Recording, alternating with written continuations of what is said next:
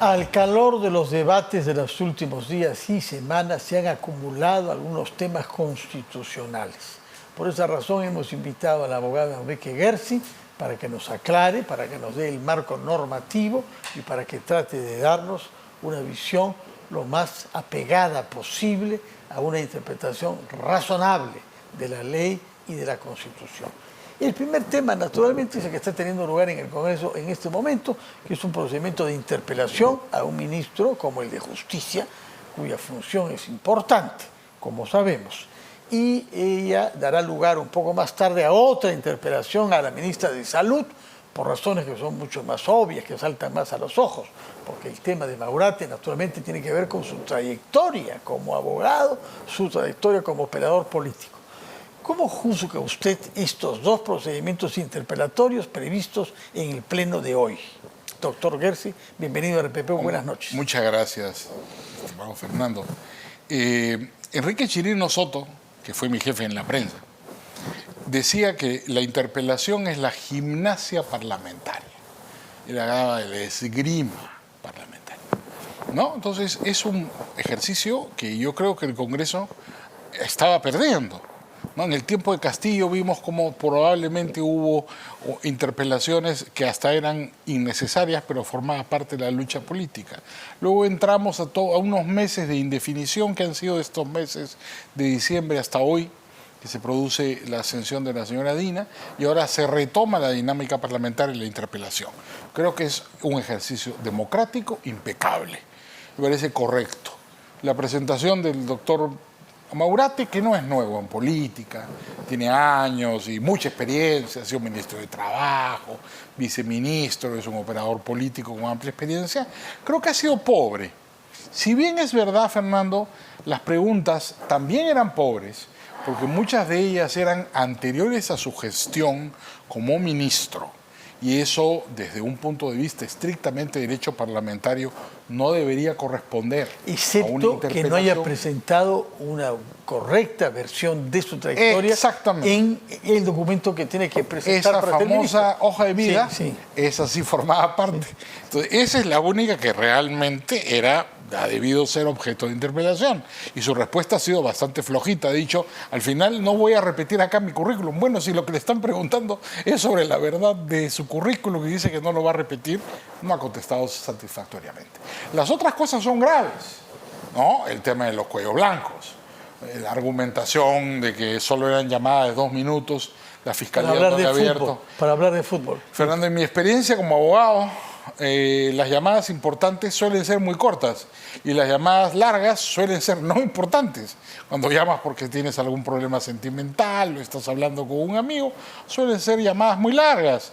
En cambio, las llamadas graves de problemas delicados, sean cuales fuera su naturaleza, positiva o negativa, no sabemos el contenido de la llamada, pero el argumento no puede ser, ¿no es cierto?, el que ha esgrimido Maurate. Como eran cortas, eran irrelevantes. Por favor, la orden de un capo de la mafia puede ser de 2 palabras. Ese no es un argumento para presentar en el Congreso. Creo que Maurate se ha podido defender mejor. Sin embargo, me parece que una censura por esto no va a prosperar. Creo que va a ser un poco difícil.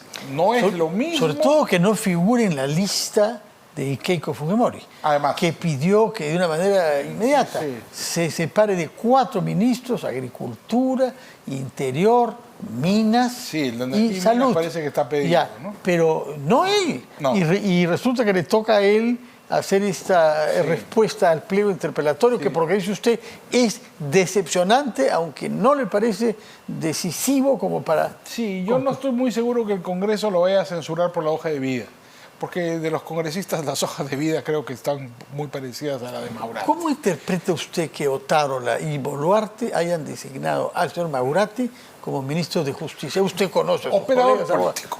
Otárola es un hombre también con experiencia y es un hombre inteligente.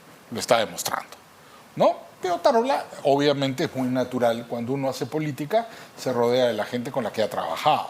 Maurate ha estado en la administración de Ollanta Humala con Otárola.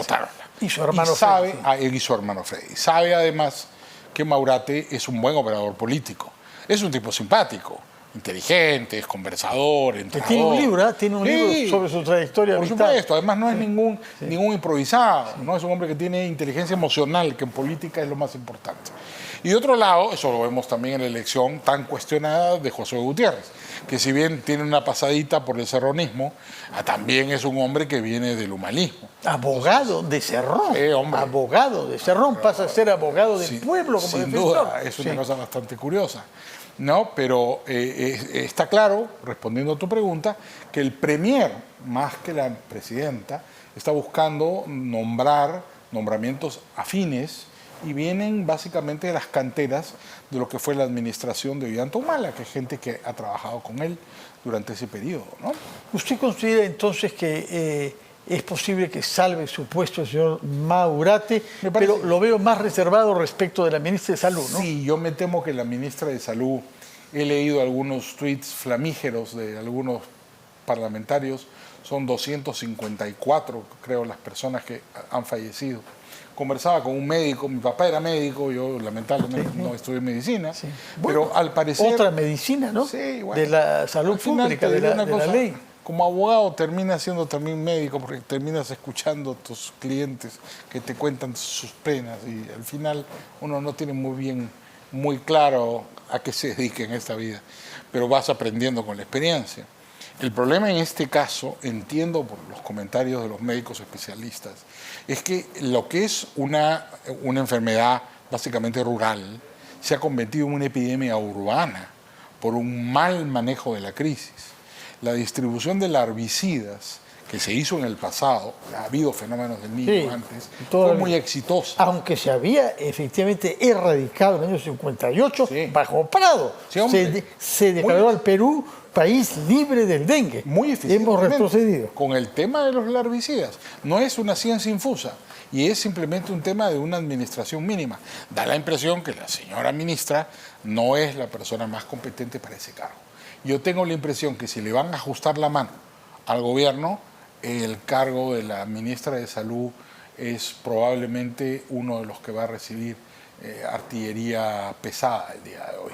Vamos a ver cómo se defiende. Por lo que le he visto en televisión, no se defiende bien porque se irrita. Se irrita. Grita, se irrita, se molesta. Y habla demasiado bien sobre sí misma, lo cual siempre es algo que cae mal, ¿no? Y me parece, Fernando, que habla mucho de sí misma.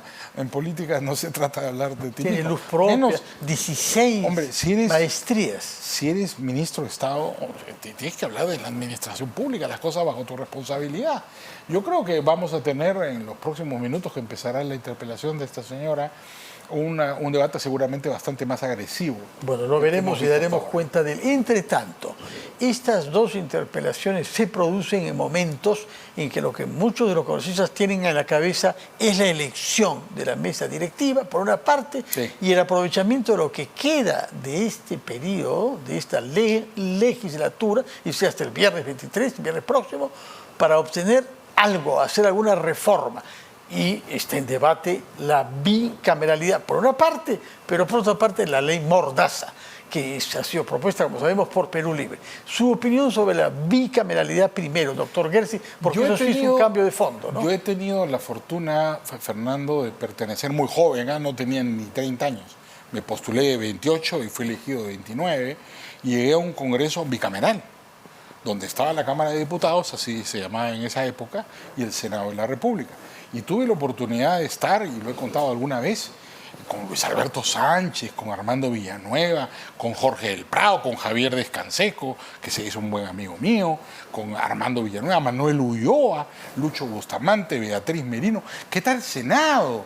Miguel Cruchaga, oye, era un Senado espectacular. He llegado a escuchar a José Luis Bustamante y Rivero, que no iba mucho. Pero de acuerdo senador vitalicio, senador vitalicio como expresidente. Alguna vez fue. Sí. Y eso usó la palabra, una cosa espectacular. ¿Por qué? Porque es un problema de representación. Yo entiendo las personas críticas del bicameralismo que dicen que es un dispendio de dinero, tener tanta gente, que eso no funciona, pero yo no comparto esa opinión. Creo que hay un problema de representación en el Parlamento unicameral, Fernando. Hoy día solo tenemos la representación regional, porque los congresistas, anteriormente diputados, se eligen por circunscripción regional. Entonces tienes a los dirigentes regionales caciques locales llegando al Congreso. Con todo derecho, porque ese es un nivel de representación básico en la democracia. ¿No es cierto? El diputado por Piura tiene que defender el punto de vista de los piuranos. Y el diputado por Apurímac, el de los apurimeños. Es totalmente razonable y así debe ser. Pero nadie defiende al país, porque al eliminarse el Senado, que en la Constitución del 79 era por distrito electoral único, eliminaste un nivel de representación nacional que no es igual. Los intereses de los apurimeños o de los iqueños, muy respetables, tienen que concordarse y compatibilizarse con los intereses del país y a veces están en contradicción. Entonces el Senado daba ese espacio de representación que le permitía a los líderes de los partidos políticos ser parlamentarios. Entonces la política ocurría en el Congreso, Fernando. Hoy día la política ocurre en la calle. Los líderes de los partidos, ninguno está en el Parlamento. Yo he visto... Salvo Luna. Salvo Luna. No, Javier Alborlandini sentado en la cafetería del Congreso con Luis Alberto Sánchez. Estoy seguro que no conversaban de fútbol. No. Aunque tal vez de repente un poquito. Sobre la UTC que no existía. Estaba muy claro, Fernando, que estaban hablando de política y se hacía política en el Congreso en serio. Y yo lo he visto. Había cosas que venían del Senado, que la Cámara cambiaba, porque había también errores, y muchas cosas que hacíamos en diputados, donde la pasión es la que marca, que iban al Senado y en el Senado no las cambiaban. De eso se trata, un juego de equilibrios, con dos niveles de representación diferentes. Yo lo he visto funcionar. Te voy a poner un ejemplo, tal vez un ejemplo polémico, pero muy interesante que alguna gente se ha olvidado. Al principio de diciembre del año 91, durante la ceremonia de clausura del año lectivo en la Escuela Militar de Chorrillos, el presidente Alberto Fujimori, por entonces presidente constitucional de la República, se permitió comentar que en el Senado, en el Congreso, en el Senado, estaba lleno de lobbies de narcotráfico. Espéreme, el ministro, y estaba contándonos una anécdota para ejemplificar por qué le parece que la bicameralidad es necesaria. Entonces Alberto Fujimori, yo creo que en realidad se fue de boca, pero hizo un comentario terrible. Dijo que el Senado estaba lleno de lobby del narcotráfico. ¿Qué ocurrió? Ese día había sesión. Entonces nosotros estábamos tranquilamente sentados en la Cámara de Diputados discutiendo una cosa presupuestaria, me acuerdo, una sesión aburrida. Y de repente alguien nos llama y nos dice, hay un incendio en el Senado.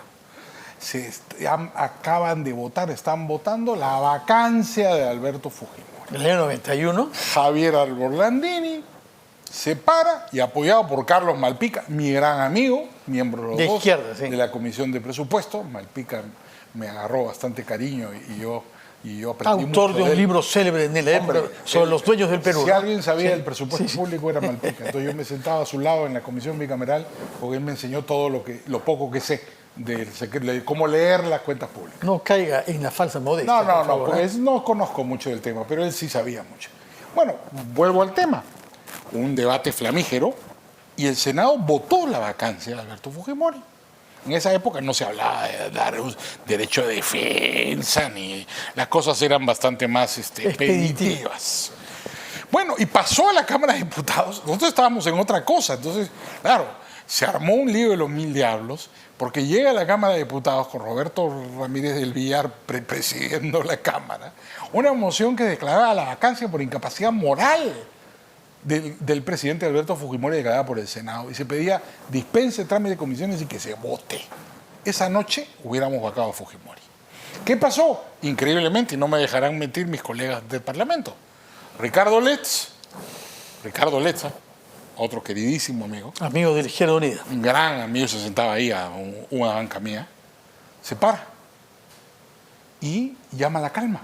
Ricardo Letts, para que no digan que Ricardo Letts no sabía llamar a la calma. Y venía del Senado, supuestamente la Cámara Reflexiva. Me dice, a ver, por favor, lean de nuevo porque estamos discutiendo otra cosa y ha llegado esto con trámite urgente, no sabemos qué es. Entonces leen la moción, claro, una conmoción en la Cámara. Entonces Ricardo les dice, oye, a ver, está muy bien que se discuta, señor presidente, pero este es un asunto muy grave, estamos vacando al presidente, por si no se han dado cuenta. Ahí muchos de los parlamentarios que estaban hablando por teléfono, no había celular. No, celular. Los celulares, la gente el se teléfono despertó. fijo que había en el... Que era todo el mundo hablaba Y por no se teléfono. escaños, sí. No se escuchaba nada, Fernando. Todo el mundo estaba hablando, era pues un circo.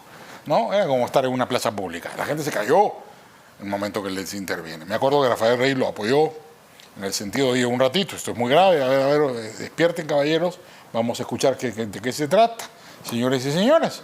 Bueno, felizmente en ese momento, felizmente o no sé si felizmente, porque de repente hubiéramos impedido muchas cosas, si hubiéramos seguido adelante, el instinto de Javier Alba y de Carlos Malpica les permitió darse cuenta que algo venía. Y nosotros no lo vimos, pero funcionó la división dentro del Congreso, no se tomó una decisión. Porque ustedes frenaron en la Cámara de Diputados, algo que los senadores querían llevar a cabo. Que normalmente era al revés, ¿ah? Los apasionados, los locos, los que hacían problemas eran en la Cámara de Diputados y los senadores más bien eran mayores. Decían, ya un ratito, los paños fríos, ¿no? Acá fue al revés. Al final pasó a comisiones y Fujimori nos terminó sacando en abril siguiente. Tal vez si le hubiéramos hecho caso a los senadores, la historia hubiera sido diferente. Porque en ese momento Fujimori no tenía la capacidad de dar un golpe de Estado como se produce después del 5 de abril. Pero eso ocurrió en una Cámara de Senadores. Entonces, yo sí creo que funciona. Creo que esta división, además de representaciones diferentes, la regional y la nacional, que abre el espacio a la política dentro del Congreso. Si lo he comprendido bien, valioso. entonces el argumento de fondo para que hayan dos cámaras es que haya una representación no de la región, de la circunscripción, sino de la nación en su conjunto y en consecuencia mirar las cosas con más serenidad y más distancia para frenar errores. ¿Cuáles de las leyes aprobadas cree usted que hubieran debido ser frenadas si hubiera existido un Senado? Uy, qué pregunta. Algo que le haya parecido particularmente inadecuado, particularmente chocante para su sensibilidad democrática y liberal. Chocante. A ver, de las últimas leyes, tal vez algunas leyes laborales que me parecen bastante irreflexivas. Tercerización. Pero eso no fue ley, no fue ley. Fue una norma. Fue un decreto dado por Betsy Chávez cuando era ministra de Trabajo. Tal vez algunas de esas normas han debido pensarse mejor porque se está haciendo daño a los sectores económicos. Bueno, hay ¿sabes qué hay? Mucho problema presupuestal, porque se presenta, y este es el problema de los niños al final, ¿no? Es decir, como la representación es regional, el parlamentario regionalista que viene de su región, ¿qué quiere? Que incluyan el presupuesto y no tiene iniciativa de gasto, entonces tiene que acercarse al Poder Ejecutivo, que incluyan su obra. Entonces el parlamentario de la otra región, ¿no?, vota por ti si tú votas por él. Entonces se termina creando un sistema de incentivos perversos que lo que hace es, además de incrementar el gasto público, permitir las negociaciones políticas que hemos visto todos nos llevan a estas situaciones de corrupción que se están investigando, ¿no? Aunque he visto que ha archivado la fiscal de la Nación una denuncia el día de hoy, una denuncia de una ciudadana. Sí, no es la denuncia importante. Sí. Ahora, le había preguntado por la bicameralidad por una parte y por la elección de la mesa directiva por otra. De eso conoce usted, porque ha participado en negociaciones para elegir mesa directiva. Nunca me voy a olvidar, yo era muy joven, estaba en el Congreso y el presidente del Congreso, el presidente de las juntas preparatorias era Lucho Alvarado Contreras, que había sido presidente de la Cámara de Diputados anterior.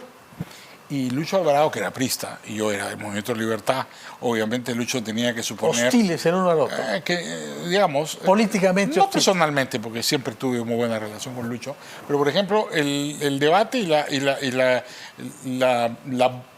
búsqueda de una mesa directiva era tan democrática que recuerdo que Lucho Alvarado me llamó y me dijo: Enrique, yo sé que tú no eres aprista y que probablemente tienes una opinión totalmente contraria a mí, pero tú votarías por mí a la mesa directiva. Entonces, esto, digamos, se hace campaña y es natural y normal y democrático que cada una de las personas que quiere ser candidato haga campaña. Lo que da la impresión ahora es que va a cambiar esta mayoría relativa que hemos tenido en el Congreso, fundamentalmente por el giro que ha tenido el fujimorismo. Vamos a ver si ese giro se mantiene, ¿no? Hay algunos periodistas que comenzaron a hablar del fujicerronismo. Y el fujicaviarismo. Y el fujicaviarismo, sí, no sé si esto es una exageración, pero si el fujimorismo, que además da la impresión que ahora pasa a la oposición, ¿no? Porque Keiko Fujimori ha sido bien agresiva, pidiendo la cabeza de unos ministros. Más acción y menos autocomplacencia, o menos algo de ese tipo, dijo, ¿no? Sí. Bueno, ahora... Res y non verba, decían Odría, ¿no? Los viejos latinos, pero es una frase latina. Sí, no tiene que ser Odría. Ahora, usted es un jurista, pero con un interés particular en la economía. Hemos visto su artículo sobre los 300 años del nacimiento de Adam Smith. Sí, en estos días, felicitaciones por el artículo. Es un homenaje a la filosofía escocesa, tanto a Adam Smith como David Hume, que fue su mentor, ¿no? Ahora, tiene objeciones frente a esta emisión de bonos, la más grande de la historia de nuestro país, en soles. 20.000 millones de soles para reducir la dolarización de nuestra deuda externa. Básicamente mis objeciones son por la poca transparencia, ¿no? Creo que RPP ha sido el único medio hemos entrevistado al ministro de Economía, se ha tocado el tema que nos ha explicado desarrolladamente. Sí. Pero después me llamó la atención que el Congreso de la República no haya convocado una sesión especial, que no haya habido un mayor interés en esta emisión tan grande, porque es recompra y emisión. Sí, así es. Yo recuerdo cuando Fujimori, ¿no es cierto?, hizo una recompra de bonos de deuda externa que además estaban en el precio más bajo de la historia, porque era realmente una cotización ridícula la que tenía deuda externa peruana. Fue un debate de los mil infiernos. Además se abrieron juicios, hubo procesos donde se sometieron a investigación a varios ministros de Estado. El día de hoy me llama la atención que haya habido poca reacción. Creo que estos temas, que le llaman los economistas reperfilamiento financiero, ¿no? Es una suerte de eufemismo, sí requieren de una explicación, por supuesto técnica, pero también de una explicación política, porque estamos en el país en medio de un infierno, donde la gente se muere de dengue y estamos haciendo una emisión de bonos por 20.000 millones de dólares, o de soles, perdón. Uno se pregunta por el orden de prioridades.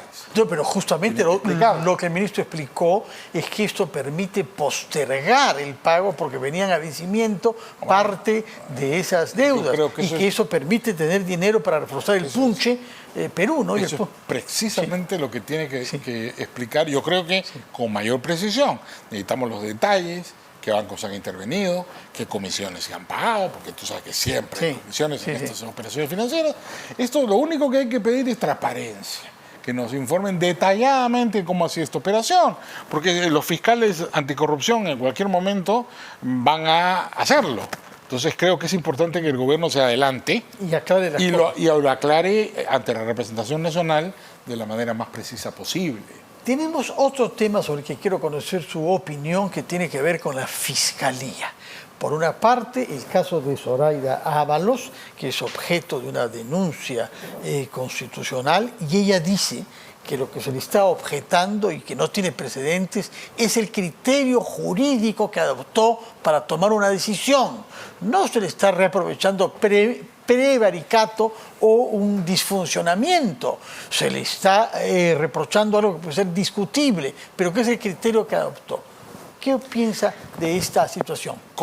Tratando de ser absolutamente imparcial, porque la doctora Ábalos se va a presentar todavía la próxima semana a ejercer su defensa, he escuchado a ambas partes. La defensa de la doctora Ábalos efectivamente dice, me juzgan, ¿no es cierto?, por decisiones jurisdiccionales, eso no es control político. Pero quienes le han presentado la acusación constitucional en su contra, y he escuchado el otro día a la congresista Yarrow y a otros, dicen que no. Y la doctora Echaíz, ella que nunca conoce mucho. Abrió investigación, pero nunca abrió investigación cuando era fiscal. Así es. Pero que conoce mucho del tema, y he escuchado, digamos, la versión de los acusadores que han presentado la acusación. El juicio político para una inhabilitación, dicen que no es por eso, que lo que se le está imputando es una demora negligente, deliberada o negligente, en la apertura de investigaciones que favorece a Castillo.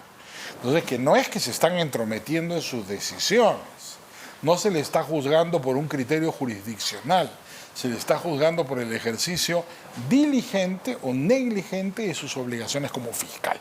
Y le dicen que ella se ha demorado meses, que le permitió a Castillo armar toda una estructura y toda una estructura de defensa. Por supuesto, ya sabemos cómo acabó Castillo, ¿no es cierto? Pero por otras razones, lo que se hizo a sí mismo al hacerle daño al país, ¿no?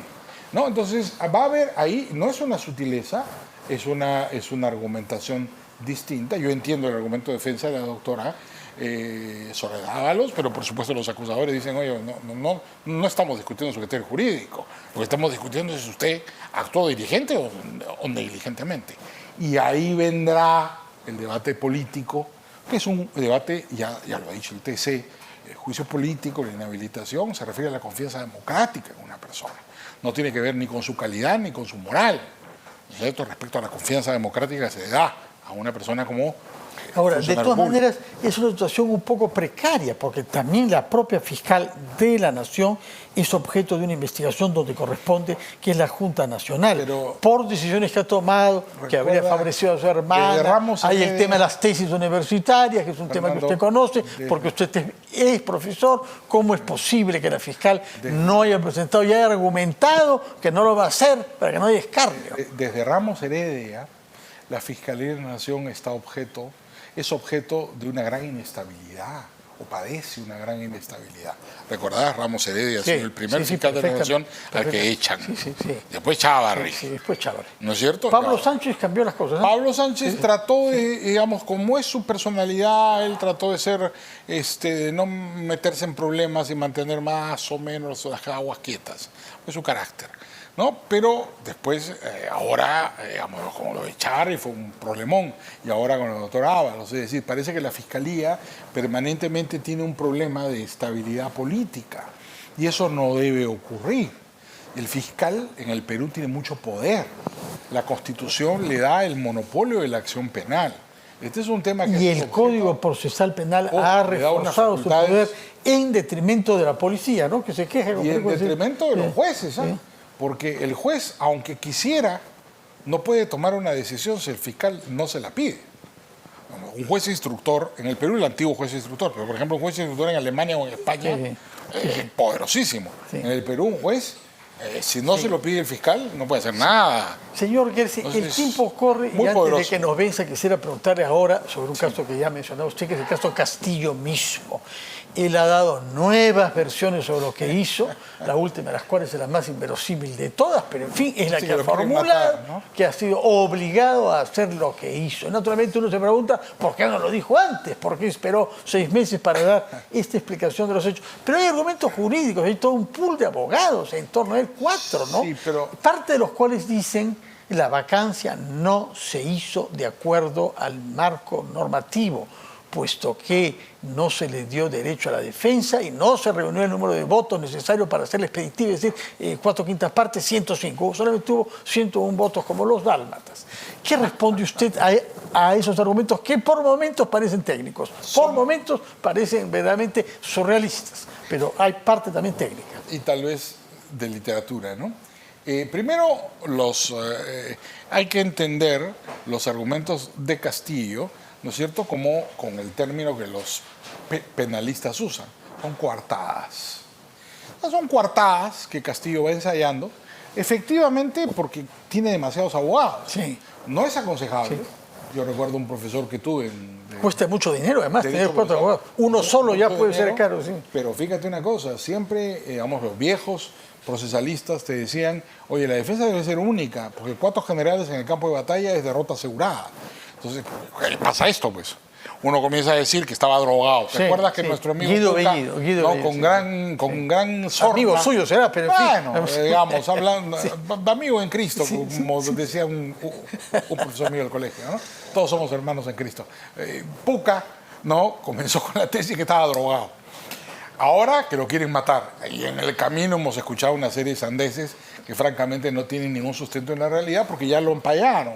No solamente cuando aparece el video preparativo de lo que sería el mensaje golpista, donde el señor ensaya y está muy dueño de sí mismo y hace hasta bromas, sino cuando aparece el decreto en la impresora. Se olvidaron que la memoria de la impresora tiene los decretos y aparece el arma homicida, ¿no es cierto? Este es el equivalente a la pistola del crimen. Sí. Este es el decreto. Es decir, ¿de qué habla el señor Castillo? Sí. No, eso es una coartada y debe ser merituada como una coartada exposta. De acuerdo. Una Ahora, última pregunta. entonces. sobre Sí, la perdón. vacancia, sobre la Sí. vacancia que me preguntaste.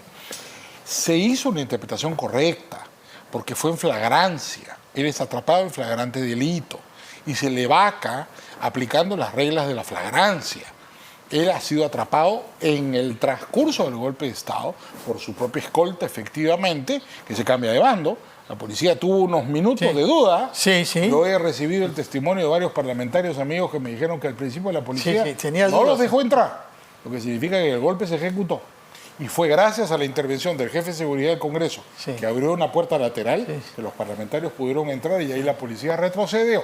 Entonces hubo unos minutos en que el golpe estuvo en marcha. No se puede decir que fue un intento de golpe, fue un golpe. La señora de Estado. Tudela en particular, me parece, ¿no? Sí, Tudela y un grupo inicial que no los dejaron entrar, les abrieron la puerta. Entonces, claramente Castillo cometió un golpe de Estado y fue vacado Sí. correctamente. De acuerdo. Pregunta final. Dina Boluarte ha dicho hoy que el tema del adelanto de elecciones está cerrado y que ella gobernará por mandato de la Constitución hasta el 26. ¿Eso le parece jurídica y políticamente razonable? Si recordamos, también juró hasta el 2026. Sí. Parece que tiene una obsesión con llegar al 2026. Ojalá, es el mandato constitucional. Depende de ella en mucho, pero no solo de ella. También depende del Congreso. Sin duda. Y también depende de cómo haga las cosas. Y un poco de la calle, ¿no? Hay Sí. así es. Hay un límite, sí. Evidentemente hay un tema de legitimidad que ella tiene que ganar. La legalidad Que es impecable. por el momento pero la legitimidad tiene que ganarla. no es seguro que lo gane. Señor Gersi, muchas gracias por su presencia, que tenga muy buenas noches. Antes de despedirnos, quiero hacer saber que está corriendo en el Congreso ya una búsqueda de firmas para una moción de censura contra la ministra de Salud que debe presentarse para contestar al pliego interpelatorio dentro de una hora, como lo ha adelantado el señor Gersi. Muchas gracias por su sintonía, que tengan buenas noches.